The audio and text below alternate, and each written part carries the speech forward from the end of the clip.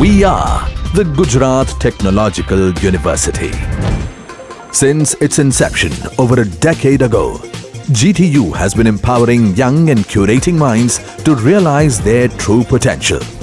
Over 4 lakh inspired students are enrolled with one of the premier academic universities in India. With more than 450 affiliated colleges in its fold operating across 5 zones of the state, GTU, the International Innovative University, your place to move forward.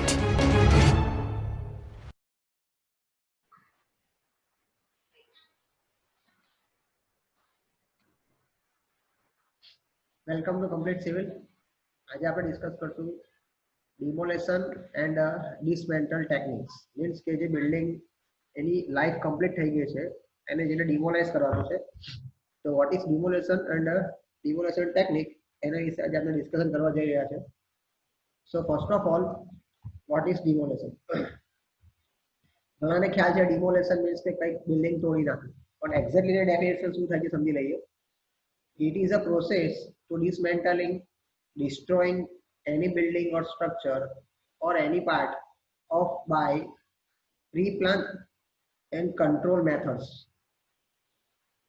ખાસ ધ્યાન રાખવું કે it is a process of dismantling or destroying, કે આ તો બિલ્ડિંગને તોડી નાખવું અથવા તો ડિસ્ટ્રોય કરવું, or any other structure by planning of its pre-planned. means કોઈ પણ ડિમોલેશન એક પ્રી-પ્લાન और कंट्रोल मेथड्स, એટલે મીન્સ કે ડિમોલેશન એક પ્લાનિંગ કર્યા બાદ જ થાય છે, વિધાઉટ પ્લાનિંગ એ પોસિબલ નથી. Next one is necessity of demolition. Demolition કરવું કેમ જરૂરી છે? તો first of all, when structure is very old, જ્યારે લાઈફ સ્ટ્રક્ચરની પૂરી થઈ ગઈ હોય છે, ઘણું જૂનું થઈ ગયું છે ત્યારે. Second one is if part of building has become week.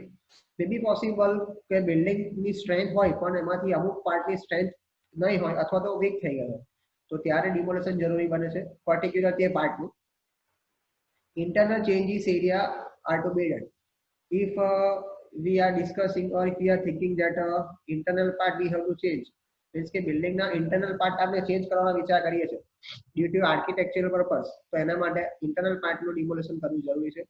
If design life of building is over, જેમ આપણે ડિસ્કસ કર્યું છે કે જ્યારે બિલ્ડિંગની લાઈફ કમ્પ્લીટ થઈ ગઈ હોય અથવા ઓવર થઈ ગઈ હોય ત્યારે, અને if building is severely damaged due to earthquake or any other reason, કોઈ નેચરલ હેઝાર્ડ્સ થઈ હોય લાઈક ફ્લડ, અર્થક્વેક, આવા કોઈ રીઝનને લઈને ડિમોલેશન કરવું જરૂરી છે. તો આટલા રીઝન છે જેથી કરીને ડિમોલેશન આપણે બિલ્ડિંગનું અથવા સ્ટ્રક્ચરનું કરવું જોઈએ. એક ટોપ વ્યૂ જોઈ રહ્યા છો તમે ફિગરમાં, જે ડિમોલેશનનો તમને બતાવવામાં આવ્યો છે. તમે જોઈ શકો છો બિલ્ડિંગ ડિમોલેશન થાય છે ત્યારે આવું કંઈક દેખાતું હશે, જે તમારી બિલ્ડિંગનો લેઆઉટ જોઈ શકો છો. Okay, next one, why demolition is dangerous. ઘણી વખત સાંભળ્યું હોય છે કે ડિમોલેશન ચાલતું હોય ત્યાં દૂર રહેવું એ ડેન્જર છે. તો વાય ઇટ ઇઝ ડેન્જરિયસ? તો demolition work is one of the most dangerous operation structure. શા માટે ડેન્જર છે? તો easy to cause injury human workers. એમાં જે કામ કરતા માણસો હોય છે એને ઇન્જરી થવાના મેક્સિમમ ચાન્સીસ રહે છે, બહારથી અને અંદરથી બંને સાઈડથી. Second thing, falling of smaller object from building, એટલે કે બિલ્ડિંગમાંથી નાનું કોઈ ઓબ્જેક્ટ ઉપરથી જો આવે તો વાગી શકે છે. Next one is falling of partially demolise structure. જે તૂટેલું સ્ટ્રક્ચર જે હજી ડિમોલાઇઝ કરવાનું બાકી છે તે ઉપરથી પડી શકે છે અને વાગી શકે છે. Collapse of unstable structure due to original structure being disturb. Collapse of unstable structure, જે સ્ટ્રક્ચર સ્ટેબલ નથી અથવા તો જેની લાઈફ કમ્પ્લીટ થઈ ગઈ છે, ઓવર થઈ ગઈ છે, એ સ્ટ્રક્ચર પડી શકે છે અને આજુબાજુના લોકોને અથવા તો તેના વર્કર્સ જે ડિમોલેશન વર્ક કરતા હોય એને ઇન્જર કરી શકે છે. Collapse of heavy demolition equipment due to inadequate support of partially demolished structure. Suppose કે ડિમોલેશનમાં કોઈ તમે ઇક્વિપમેન્ટનો યુઝ કરતા હોય અને એ ઇક્વિપમેન્ટને પ્રોપર સપોર્ટ આપવામાં નહીં આવે તો ઇટ મે બી પોસિબલ કે ઇક્વિપમેન્ટ પણ ઉપરથી કોલેપ્સ થઈ શકે છે અને બહુ વધારે હાર્મ કરી શકે છે. તો આ રીઝન્સ છે જેને કારણે ડેન્જરિયસ કહી શકાય છે ડિમોલેશન. ઓકે, હવે આપણા ટોપિકનો મેઇન પોઈન્ટ આવી જઈએ, ડિમોલેશન સર્વે. તમે ઘણાએ સાંભળ્યું હશે કે ડિમોલેશન કરવા પહેલા સર્વે કરવો પડે. તો સર્વેને આપણે અહીંયા બે રીતે ડિવાઈડ કર્યા છે. ફર્સ્ટ ઓફ ઓલ આપણે ડિવાઈડ કર્યું છે એને બિલ્ડિંગ સર્વેમાં, અને સેકન્ડ વન ઇઝ સ્ટ્રક્ચરલ સર્વે. કોઈ પણ ડિમોલેશન વર્ક સ્ટાર્ટ કરતા પહેલા એનું સર્વે કરવું પડે છે. તો ફર્સ્ટ ઓફ ઓલ બિલ્ડિંગ સર્વે. શું કરશું આપણે બિલ્ડિંગ સર્વેમાં? બિલ્ડિંગ સર્વે માટે ફર્સ્ટ ઓફ ઓલ આપણે શું જોઈશું? Drawing record. જો બિલ્ડિંગનું અવેલેબલ ડ્રોઈંગ હોય તો એ ચેક કરશું. મટીરિયલ સર્વે મીન્સ એ બિલ્ડિંગમાં કઈ ટાઈપનું મટીરિયલ યુઝ થયું છે. પહેલાનું બિલ્ડિંગ હશે તો મે બી પોસિબલ કે એમાં વુડન મટીરિયલ એટલે કે લાકડાનું મટીરિયલ વધારે હોઈ શકે છે, જેનું અત્યારે માર્કેટ પ્રાઇસ સારામાં સારી મળે છે. હેઝાર્ડસ મટીરિયલ્સ મીન્સ કે અંદર કોઈ હેઝાર્ડિયસ એટલે કે નુકસાનકારક મટીરિયલ તો નથી ને, like acid etcetera. Then building survey બીજું એક તમારે ખાસ ધ્યાન રાખવાનું છે photographs of building to be demolise. જે બિલ્ડિંગનું ડિમોલેશન કરવાનું છે તે ડિમોલેશન પહેલા એટલે કે બિલ્ડિંગ સર્વે વખતે તમારે સૌથી પહેલા એના ફોટોગ્રાફ લઈ લેવા અલગ અલગ કોર્નર ઉપરથી, જેથી એઝ અ પ્રૂફ તમે એને મૂકી શકો છો. Surrounding building. Surrounding building means આજુબાજુના એરિયામાં કઈ કઈ બિલ્ડિંગ છે એ પણ એને પણ સર્વે કરવો જરૂરી છે. Building height and distance from nearby building. જે બિલ્ડિંગનું ડિમોલેશન કરવું છે એની હાઇટ કેટલી છે અને એની આજુબાજુમાં જે બિલ્ડિંગ છે એ કેટલા ડિસ્ટન્સ પર છે, જેથી કરીને તમે બિલ્ડિંગનું ડિમોલેશન કરવાની મેથડ નક્કી કરી શકો છો. સપોઝ કે આજુબાજુમાં કોઈ બિલ્ડિંગ નથી તો તમે ડિમોલેશન ઇક્વિપમેન્ટથી જલ્દી કરી શકો છો, પણ જો આજુબાજુમાં ડિસ્ટન્સમાં કોઈ બિલ્ડિંગ છે તો એ ડિમોલેશનની મેથડ તમારે ચેન્જ કરવી પડશે. And last one is types of building. કઈ ટાઈપનું બિલ્ડિંગ છે? I mean to say residential building, commercial building, industrial building, which type of building is that. તો તમારે બિલ્ડિંગ સર્વેમાં આટલા સર્વે તમારે એક વખત જોવા પડશે. તો આ પહેલો પાર્ટ સર્વેનો કમ્પ્લીટ થયો. સેકન્ડ પાર્ટ શું છે? સ્ટ્રક્ચરલ સર્વે. સ્ટ્રક્ચરલ સર્વેમાં શું આવશે કે સૌથી પહેલા તો અગેન ડ્રોઈંગ રેકોર્ડ્સ. જો સ્ટ્રક્ચરલ ડ્રોઈંગ અથવા તો કોઈ ડ્રોઈંગ અવેલેબલ હોય બિલ્ડિંગનું તો સૌથી પહેલા એ રેકોર્ડ લઈ લો.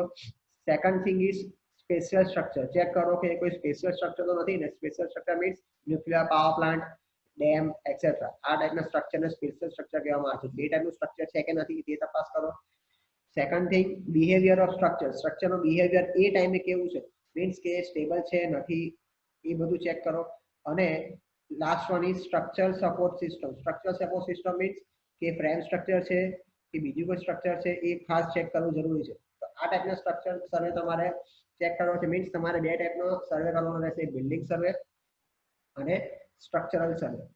નેક્સ્ટ ટોપિક ઇઝ આ એક નાનો એવો ચાર્ટ બનાવ્યો છે તમારે સર્વેઇંગ કઈ રીતે કરવાનું છે.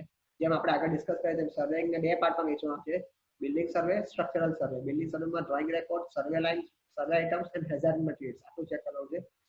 અને સ્ટ્રક્ચરમાં શું જોવાનું છે? Special structure or investigation and testing. કે જે કંઈ પણ બિલ્ડિંગ અત્યારે છે એમાં કોઈ ટેસ્ટિંગ થતું હોય પોસિબલ તો ચેક કરી લેવાનું. ઓકે. then એક ટર્મ બીજી એક નાની આવે છે ડિમોલેશન પ્લાન. ડિમોલેશન કરતા પહેલા ડિમોલેશન પ્લાન બનાવવા પણ જરૂરી છે. પાછો ક્વેશ્ચન અરાઇઝ થાય કે ડિમોલેશન પ્લાનનું કેમ જરૂર છે, તો આજે આપણે એ પણ ચેક કરી લઈશું. સૌથી પહેલા આપણે જોઈએ છે demolition plan. Base on demolition survey. તમે જે આગળ આ સર્વે કરો છો ડિમોલેશનનો, એ સર્વે ઉપરથી ડિમોલેશન પ્લાન રેડી કરવામાં આવે છે. ડિમોલેશન પ્લાન રેડી કરવા માટે ડિમોલેશન પ્લાન શું છે? તો demolition plan is a produce with the application for approval of demolition to the local authority. એટલે ડિમોલેશન કરાવેલા તમારે લોકલ ઓથોરિટી, જો તમે કોર્પોરેશન આવતું હોય સિટીમાં તો કોર્પોરેશન પાસે પરમિશન લેવી પડશે. જો લોકલ એરિયા હોય તો નગરપાલિકા પાસે, ઇન શોર્ટ કોઈ પણ ગવર્મેન્ટ ઓથોરિટી પાસે પહેલા પરમિશન લેવી પડશે. અને એ પરમિશન લેવા માટે ફર્સ્ટ ઓફ ઓલ તમારે ડિમોલેશન પ્લાન એ રેડી કરવો પડશે. એટલે તમે સૌથી પહેલો ઇમ્પોર્ટન્ટ ખ્યાલ આવી ગયું હશે કે ડિમોલેશન પ્લાનનું સૌથી ઇમ્પોર્ટન્ટ વર્ક શું છે કે ગવર્મેન્ટ ઓથોરિટી પાસે એની પરમિશન લેવા માટે, અથવા તો એને લોકલ ઓથોરિટી પણ કહી શકાય છે, એની પાસે પરમિશન લેવા માટે ડિમોલેશન પ્લાન ખૂબ જ જરૂરી છે. ડિમોલેશન પ્લાનમાં એક્ઝેક્ટલી કઈ કઈ વસ્તુ આવે છે, બહુ જ ઇમ્પોર્ટન્ટ વસ્તુ છે, ખાસ ધ્યાનથી જોજો. Demolition plan includes following. First of all a plan showing the location of building to be demolished. એ પ્લાનમાં સૌથી પહેલા તો જે બિલ્ડિંગનું ડિમોલેશન આપણે કરવા જઈ રહ્યા છે એનું લોકેશન બતાવેલું હશે, જેથી કરીને ખ્યાલ આવશે કે આપણે આ બિલ્ડિંગનું ડિમોલેશન કરવાનું થાય છે. Second thing building height and structural system. બિલ્ડિંગની હાઇટ કેટલી છે અને કઈ સિસ્ટમનું સ્ટ્રક્ચર છે તે જોવામાં આવશે. Next one extend to damage to building. બિલ્ડિંગને કેટલી લિમિટ સુધી ડેમેજ થયું છે એ પણ બતાવવામાં આવશે. Fourth one layout plan. Means કે કોઈ સોસાયટીમાં હશે તો એનું લેઆઉટ નક્કી કરવામાં આવશે. Next propose method of demolition. કઈ મેથડ તમે ડિમોલેશન કરવા માંગો છો તે પણ અંદર ઇન્ક્લુડ થશે. Next one is safety measure to be taken, કે ડ્યુરિંગ ડિમોલેશન કઈ કઈ પ્રકારની સેફટી જરૂરી છે એ પણ અંદર ઇન્ક્લુડ હશે. ડિટેલ્સ ઓફ ઇક્વિપમેન્ટ યુઝ, કયા કયા ઇક્વિપમેન્ટ યુઝ કરવામાં આવશે ડ્યુરિંગ ડિમોલેશન એ પણ અંદર આપવામાં આવશે. And the last one propose arrangement for site supervision, કે સાઇટ સુપરવિઝન માટે કઈ કઈ એરેન્જમેન્ટ કરવી પડશે એ દરેકે દરેક વસ્તુ અંદર ડિમોલેશન પ્લાનમાં ઇન્ક્લુડ કરેલી હશે. Factor affecting selection of demolition method, there are numbers of demolition method, ઘણી બધી મેથડ અત્યારે માર્કેટમાં અવેલેબલ છે, પણ આપણે પર્ટિક્યુલર બિલ્ડિંગ ઓર સ્ટ્રક્ચર માટે કઈ મેથડ યુઝ કરવી તેના માટે કયા કયા ફેક્ટર અફેક્ટ કરે છે તે આપણે આજે જોવાનું છે. First of all types of structure, કઈ ટાઈપનું સ્ટ્રક્ચર છે આપણે આગળ ડિસ્કસ કરી તેમ રેસિડેન્શિયલ, કોમર્શિયલ, ઇન્ડસ્ટ્રીયલ, કઈ ટાઈપનું સ્ટ્રક્ચર છે, tall structure, small structure. Second thing is size of structure, again small size, medium size, high rise building એ બધી આવશે size of structure. Number 3 availability of time period, કેટલા ટાઈમમાં તમારે ડિમોલેશન કમ્પ્લીટ કરી દેવાનું છે. જો ટાઈમ વધારે હશે તો ડિમોલેશન મેથડ કંઈક અલગ હશે, ટાઈમ ઓછો હોય તો ફાસ્ટેસ્ટ મેથડ કોઈ તમારે સિલેક્ટ કરવી પડશે. Next one is location of structure, સ્ટ્રક્ચરનું લોકેશન કઈ જગ્યાએ છે, એટલે નિયર અરાઉન્ડ લોકેશનમાં તમને કઈ કઈ ફેસિલિટી અવેલેબલ છે એના ઉપરથી પણ મેથડ તમે નક્કી કરી શકો છો. Next one is limitation of noise, dust and vibration. Suppose કે કોઈ સ્ટ્રક્ચરનું ડિમોલેશન કરવાનું છે, સીધી વાત છે કે ડિમોલેશનમાં નોઇઝ, ડસ્ટ એ બધું પ્રોબ્લેમ આવવાના છે, તે લિમિટેશન રાખવી જરૂરી છે કે નથી એના પર ડિપેન્ડ કરે છે. સ્કિલ વર્કર્સ, ઓફકોર્સ આપણે આગળ ડિસ્કસ કરી દઉં કે ડિમોલેશનમાં કોઈને પણ ઇન્જરી થઈ શકે છે, એટલે જે સ્કિલ પર્સન હશે એને જ તમે આ વર્કમાં યુઝમાં લઈ શકો છો. અવેલેબિલિટી ઓફ ઇક્વિપમેન્ટ, કયા ઇક્વિપમેન્ટ અવેલેબલ છે ડ્યુરિંગ ધીસ ડિમોલેશન એ પણ જરૂરી છે. એડજેસન્ટ સ્ટ્રક્ચર, જે સ્ટ્રક્ચરનું ડિમોલેશન કરવું છે એની નજીકમાં કે આજુબાજુમાં કયું સ્ટ્રક્ચર છે અથવા સ્ટ્રક્ચર છે કે નથી એ પહેલા ચેક કરવું જરૂરી છે. And the last one behaviour of structure, demolition જે સ્ટ્રક્ચરનું કરવાનું છે એનું બિહેવિયર કેવું છે, એકદમ વીક છે કે થોડું સ્ટેબલ છે એ ચેક કરવું, એને કહેવાશે બિહેવિયર ઓફ સ્ટ્રક્ચર. તો તમારે ડિમોલેશનની મેથડ નક્કી કરવા માટે કેટલા ફેક્ટર્સને ધ્યાનમાં રાખવા ખૂબ જ જરૂરી છે. હવે next topic is steps before demolition, demolition કરતા પહેલા કયા સ્ટેપ્સ ધ્યાનમાં રાખવાના છે. તો ફર્સ્ટ ઓફ ઓલ સર્વે, જે આપણે આગળ ઓલરેડી ડિસ્કસ કરી ચૂક્યા છે. Second one is removal of hazard materials and the preparation of plan. 3 steps તમારે ધ્યાનમાં રાખવાના છે. સૌથી પહેલા સર્વે, તો સર્વેમાં આપણે આગળ ડિસ્કસ કરી ચૂક્યા તે વસ્તુ છે રેકોર્ડિંગ કરવાનું છે, રેકોર્ડ ડ્રોઈંગ્સ મીન્સ કે જે પણ ડ્રોઈંગ છે એના રેકોર્ડ્સ ચેક કરવાના છે. કન્સ્ટ્રક્શન કઈ મટીરિયલ થયું છે, એડજોઇનિંગ સાઇટ આજુબાજુમાં કયા સ્ટ્રક્ચર છે અને એની આજુબાજુમાં ડિમોલેશન માટે એરિયા કેટલો અવેલેબલ છે તે. આ તમે જોઈ શકો છો ફિગરમાં, અત્યારે સર્વે ચાલી રહ્યો છે, આ ફિગરમાં જોઈ શકો છો કે જે તે લોકો આજુબાજુનો એરિયા સર્વે કરી રહ્યા છે કે ડિમોલેશન કઈ મેથડથી કરી શકાય એના માટે.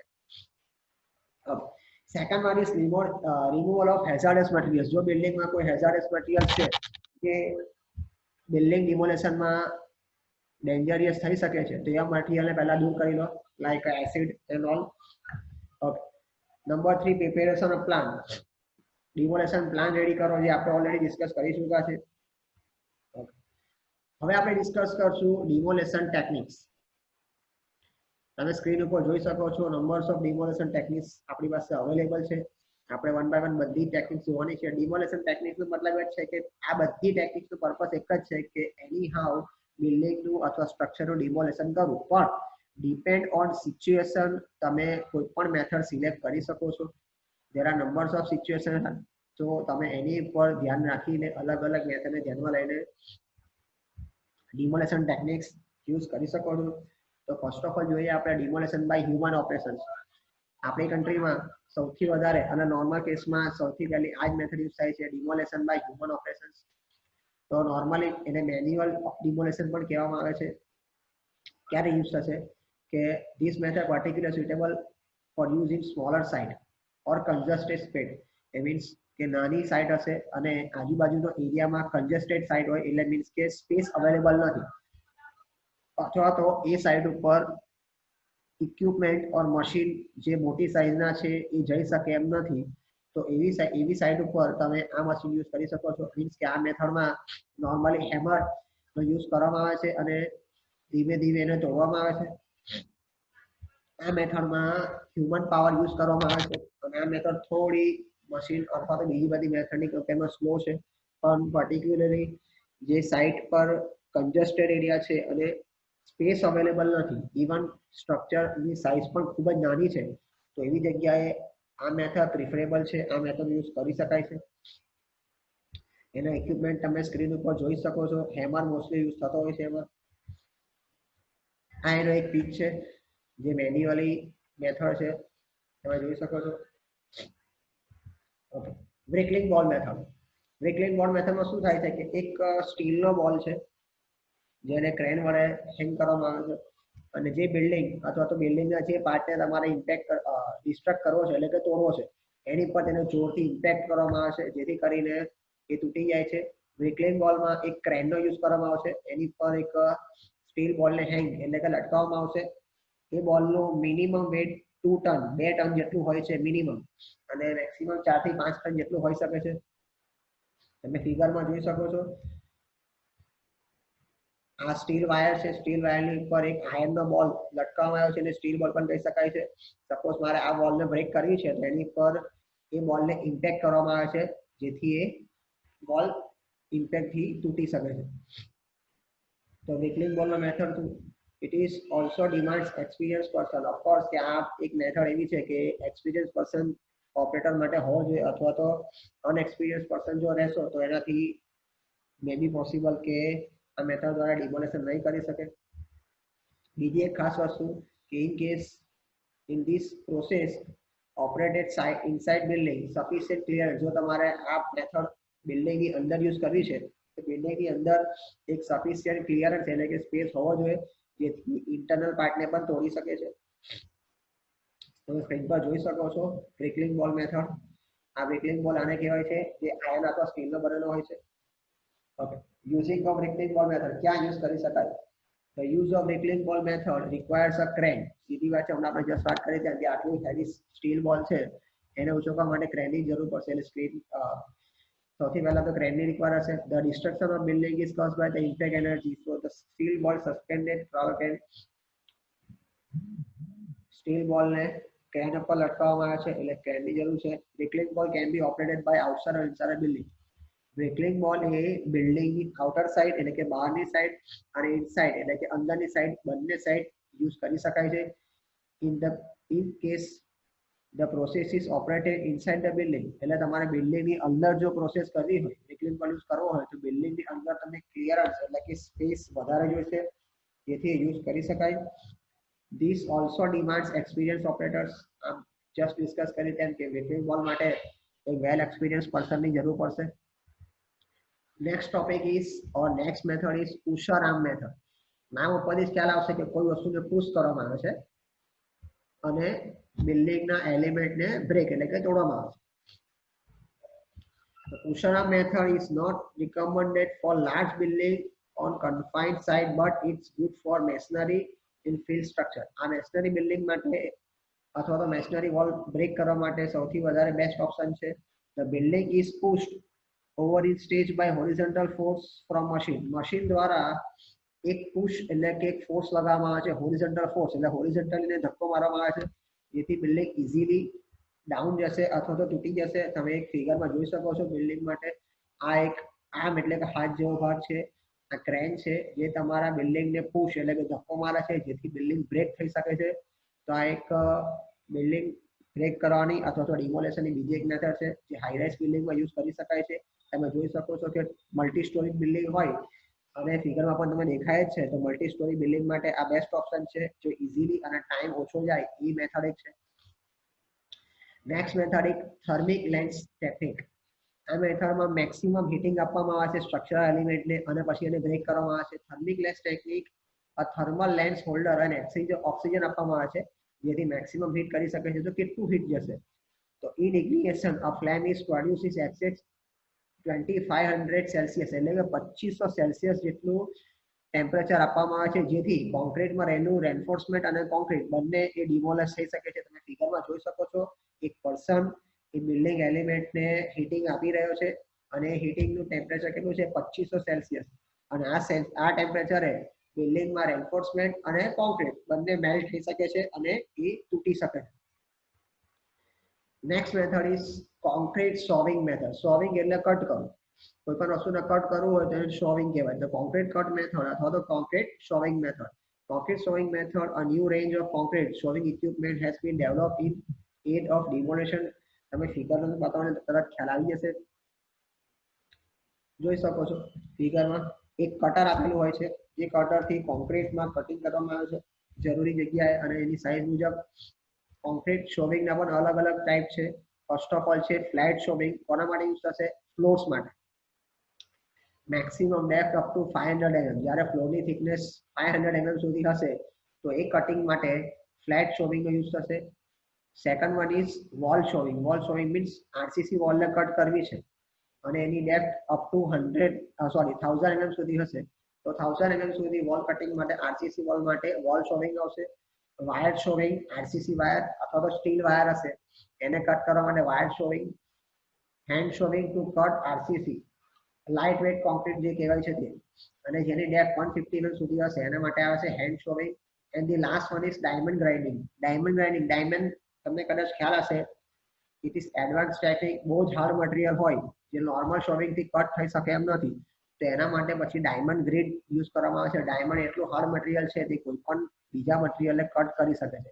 એટલે જ્યારે બિલ્ડિંગમાં સૌથી હાર્ડ મટીરિયલ કોઈ હશે એને કટ કરવા માટે ડાયમંડ ગ્રેડનો યુઝ કરવામાં આવે છે. તો તમે અહીંયા અલગ અલગ ટાઈપ્સ ઓફ શોવિંગ જોઈ શકો છો. Flat showing, wall showing, wire sawing, hand showing અને ડાયમંડ ગ્રાઇન્ડિંગ. તમે ફિગરમાં પણ જોઈ શકો છો કે કટિંગ કઈ રીતે કરવામાં આવે છે.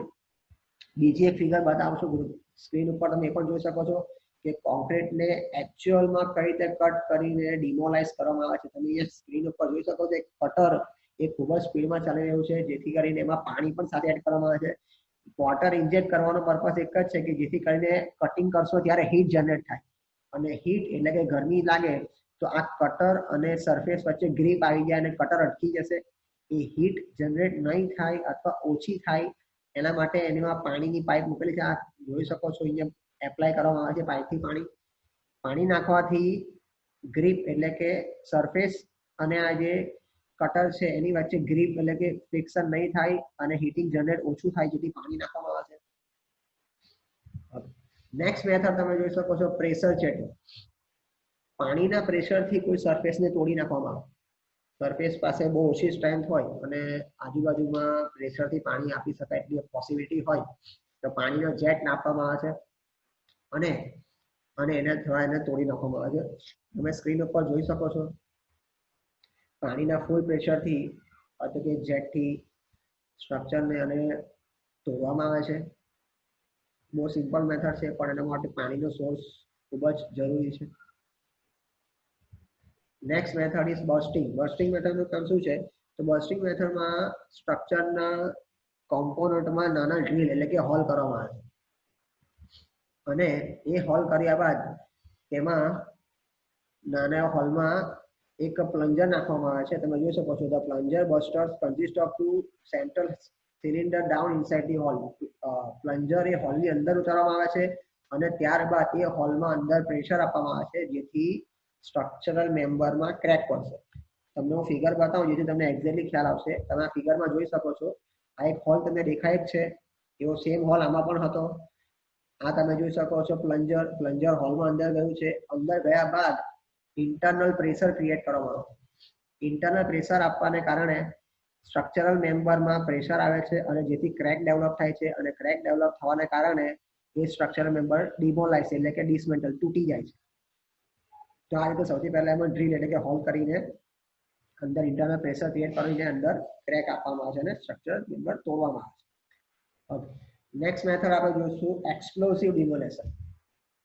એક્સપ્લોસિવ ડિમોલેશનનો મતલબ શું થાય છે કે જ્યારે સ્ટ્રક્ચરલ મેમ્બરને એક્સપ્લોઝન વિસ્ફોટથી એટલે કે બોમ્બ બ્લાસ્ટ દ્વારા એને તોડવામાં આવે છે પણ એની પણ સ્પેસિફાઈ કોઈ ટેકનિક છે. So the importance of concept of explosive demolition is very simple and it is that we have to destroy the base then total structure will be destroyed after it. Means આપણે આ મેથડમાં સૌથી પહેલા સ્ટ્રક્ચરનું base એને destroy કરવાનું છે. બેઝને destroy કરશો એટલે કે ગ્રાઉન્ડ લેવલના જે કઈ સપોર્ટ છે એને ડિસ્ટ્રોય કરી નાખશો તો ટોટલી ઓલ ઓવર આખું સ્ટ્રક્ચર એની જાતે ડિસ્ટ્રોય થઈ જશે, એટલે કે ડિમોલેશન થઈ જશે. એની બે મેથડ છે. ફોલિંગ લાઇક ટ્રી, જ્યારે ટ્રી કટ કરવામાં આવે છે ટ્રી કેવી રીતે પડે છે એ રીતે, અથવા તો falling like into its own footprint, એટલે કે અંદરની સાઈડ પડશે. આપણે આગળ જોશું એટલે ખ્યાલ આવી જશે.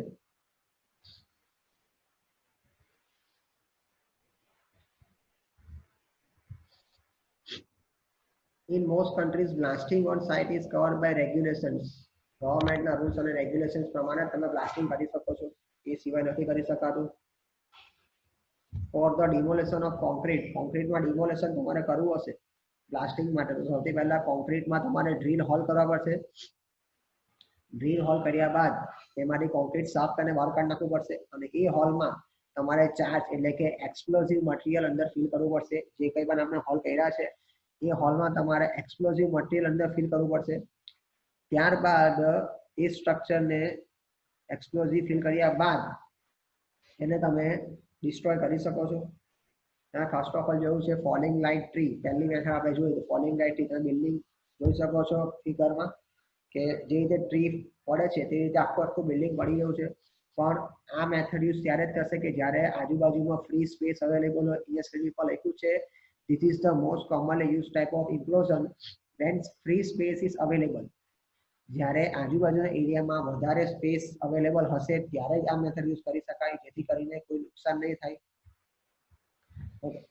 Second one is falling into its own footprint, means કે એના નિયર બાય એરિયામાં નીચે પડશે.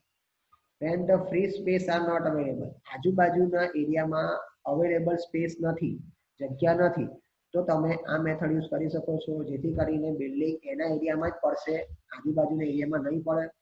તો આ મેથડ ત્યારે યુઝ થાય છે. In this type of demolition explosive are set in the floor below the middle part of the building. આ મેથડમાં તમારે બિલ્ડિંગના બોટમમાં એક્સપ્લોઝિવ નથી આપવાનો, તમારે ક્યાં આપવાનો છે? મિડલ પાર્ટ, એટલે કે બિલ્ડિંગના મિડલ પાર્ટમાં તમારે એક્સપ્લોઝિવ મટીરિયલ મૂકવાનું છે. તમે ફિગરમાં જોઈ શકો છો, અને લાસ્ટ ફિગરમાં જો તો તમે ખ્યાલ આવશે ફિગરના લાસ્ટમાં કે બિલ્ડિંગનું ડિમોલેશન થઈને એ નીચે જ આવે છે, આજુબાજુમાં પડતું નથી, જેથી આજુબાજુના એરિયાને ડિસ્ટર્બ થશે નહીં. એક્સપ્લોઝિવ ડિમોલેશન આ પ્રકારનું હોય છે. પ્લાસ્ટિક મટીરિયલ આ ટાઈપના હોય છે. પ્લાસ્ટિક મશીન આ રીતે હશે અને એની કેપ એ આ રીતે હશે. એડવાન્ટેજીસ કયા છે એક્સપ્લોઝિવ ડિમોલેશનના? તો લેસ એક્સપેન્સિવ, બહુ મોંઘું નથી. સેકન્ડ થિંગ, નો ગ્રાઉન્ડ વાઇબ્રેશન્સ, ગ્રાઉન્ડ વાઇબ્રેશન્સ નથી થતું. સેકન્ડ થિંગ, ક્વિકેસ્ટ મેથડ, મીન્સ તમે જેટલું સ્પીડમાં રાખો લગભગ એક જ દિવસમાં આખું બિલ્ડિંગ ડિમોલાઇઝ કરી શકાય છે. suitable for multi-story building, high-rise piers, cabins, distress piers, etc. Multi-story building, આ બધી બિલ્ડિંગોને ઇઝીલી તમે ડિસ્ટ્રોય કરી શકો છો. તો આ એના એડવાન્ટેજ છે. હવે એનો જે ટોપિક છે તે ખૂબ જ ઇમ્પોર્ટન્ટ છે, એક્ઝામમાં પણ પૂછાય છે 3 થી 4 માર્ક્સમાં, કે safety major during demolition. Demolition કરતી વખતે તમારે કઈ કઈ સેફટી ધ્યાનમાં રાખવાની છે? તો સૌથી પહેલા તો disconnection of utilities. Disconnection of utilities means તમારી જરૂરિયાતની જે કનેક્શન છે, like electricity, gas line, water supply line, drainage line, આ બધી જે કનેક્શન છે એ તમારે બંધ કરવા પડશે સૌથી પહેલા. Second thing, general safety. General safety means wear helmet, gloves, safety shoes, આ બધી જનરલ સેફટી છે. થર્ડ નંબર પર આવે છે walkway and inside walk, means કે જ્યાં બિલ્ડિંગનું ડિમોલેશન ચાલતું હોય ત્યાં આવવા જવા માટે વોકવે એટલે આવવા જવાનો રસ્તો રાખવો પડશે, જેથી ઇઝીલી આવી જઈ શકાય. સેકન્ડ થિંગ છે પ્રોટેક્ટિવ સ્ક્રીન. બિલ્ડિંગની આજુબાજુ ડસ્ટ પાર્ટિકલ્સ નહીં થાય,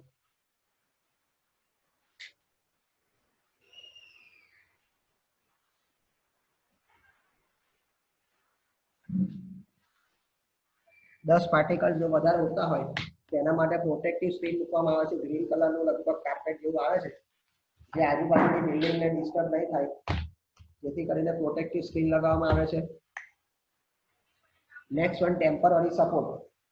બિલ્ડિંગનું ડિમોલેશન સ્ટાર્ટ કરવા પહેલા એને ટેમ્પરરી સપોર્ટ આપવામાં આવે છે, જેથી કરીને બિલ્ડિંગ સડનલી કોલેપ્સ નહીં થાય. જો કદાચ સડનલી કોલેપ્સ થઈ જશે તો ઘણા બધા લેબર્સને ઇન્જર થવાની પોસિબિલિટી છે, એટલે ટેમ્પરરી સપોર્ટ ખૂબ જ જરૂરી છે. Next and last one is dust and noise.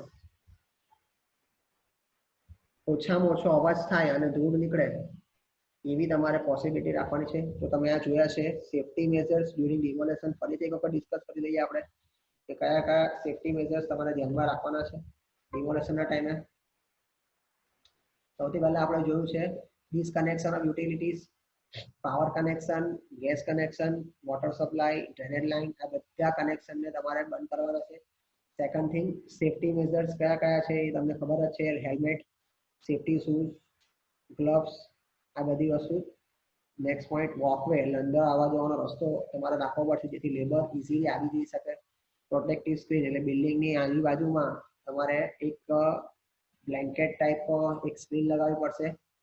લગભગ ગ્રીન કલર અથવા બ્લુ કલરની હોય છે જેથી કરીને અંદરના પાર્ટિકલ્સ અથવા તો ડસ્ટ બહાર નહીં જાય અને આજુબાજુવાળા ડિસ્ટર્બ નહીં થાય. Next point, temporary support. Building જો કન્ડિશનમાં નહીં હોય કે ટકી શકે છે તેમાં તમારે ટેમ્પરરી સપોર્ટ આપવો પડશે જેથી કરીને બિલ્ડિંગ ઇઝીલી તમે એને નોર્મલી રીતે એને કોલેપ્સ કરી શકો છો. ટેમ્પરરી સપોર્ટ નહીં આપશો તો મેબી પોસિબલ કે ડ્યુરિંગ ડિમોલેશન બિલ્ડિંગ એની જાતે ઓટોમેટિકલી પડી જાય જેથી લેબર્સને ઇન્જર થવાના ચાન્સીસ છે. એટલે ટેમ્પરરી સપોર્ટ ખૂબ જ જરૂરી છે. ડસ્ટ એન્ડ નોઇઝ જેટલું મિનિમમ હશે એટલું વર્ક કરવામાં ઇઝીલી રહેશે. Okay, and next point, safety aspect. કઈ કઈ પ્રકારની સેફટી યુઝ કરી શકાય છે ધ્યાનમાં રાખવાની હોય છે. People involved in the demolition work may not to know the structural part of the building, so guidance is aspect must be complete and to be continuous. જેટલા પણ વર્કર્સ અંદર બિલ્ડિંગમાં કામ કરવાના છે એને બિલ્ડિંગના દરેકે દરેક કોમ્પોનન્ટ વિશે તમારે જાણકારી આપવી પડશે કે લેબરને નથી ખ્યાલ કે બિલ્ડિંગના કયા પાર્ટ વીક છે, કયો પાર્ટ સ્ટ્રોંગ છે, તો તમારે દરેકે દરેક પાર્ટ વિશે સૌથી પહેલા ઇન્ફોર્મેશન આપવી પડશે. Plants of structure must be check before demolition. Demolition start કરવા પહેલા દરેકે દરેક પ્લાન્ટ્સને ચેક કરવાનો છે. First step two ensure all the existing service like electricity have been disconnected. આપણે જસ્ટ ડિસ્કસ કર્યું તેમ કે જેટલી પણ સર્વિસ છે લાઈક ઇલેક્ટ્રિસિટી, ગેસ લાઇન એ બધી પહેલા ડિસ્કનેક્ટ થઈ ગયું છે કે એ ચેક કરી લેવું જોઈએ જેથી કરીને કોઈ પણ પ્રકારની ઇન્જરી નહીં થાય. Windows and doors opening must be board up. Windows અને ડોર તમારા કમ્પ્લીટ બંધ રાખવાના છે. Internal entrances to lift shaft etcetera must be barricaded. Internal entrance અને લિફ્ટ શાફ્ટને કમ્પ્લીટલી બંધ રાખવાનું છે જેથી કોઈ અંદર નહીં આવી જાય. Balconies and cantilever must be taken down first. સૌથી પહેલા બાલ્કની અને કેન્ટિલિવર પોર્શનને નીચે ઉતારી લો જેથી કરીને એ કોલેપ્સ નહીં થાય અને કોઈને નુકસાન નહીં થાય. Stair must be kept from free debris. સ્ટેરને અલગથી છૂટો રાખો. must not stand on brickwork which is being demolished. જે brickwork અથવા તો જે વોલને તોડવામાં આવે છે એની નીચે ઊભા રહેવાની જરૂર નથી જેથી કરીને કોઈ પણ સ્ટ્રક્ચર તમારા ઉપર નહીં આવશે. Thank you very much.